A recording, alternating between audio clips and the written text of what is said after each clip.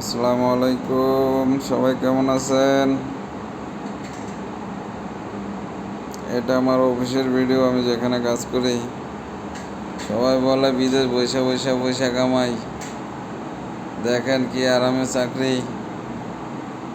কিন্তু এরকম আরামের চাকরি সবার জন্য না। অনেক ভাইয়েরা বিদেশে আসে, অনেক অনেক কষ্ট করেও সময় মতো বেতন পায় না, বুঝছেন? আপনারা যারাই বিদেশ আসেন, যাচাই বাছাই কইরা বিদেশ আসবেন, কারণ বিদেশ সবার জন্য না।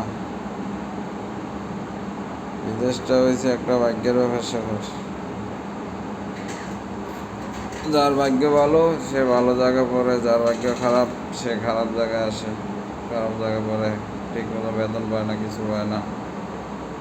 এই জন্য বিদেশ আসার আগে যাচাই বাছাই করে বিদেশ আসার দরকার। কারণ ফেসবুক ইউটিউব খুললেই দেখা যায় প্রবাসী অনেক ভাই অনেক কষ্টে আছে, অনেক দালালের মাধ্যমে আইসা প্রতারিত হইতেছে।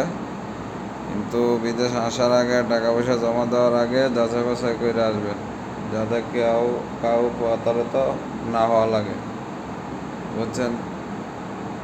সবাই ভালো থাকবেন। আল্লাহ হাফিজ।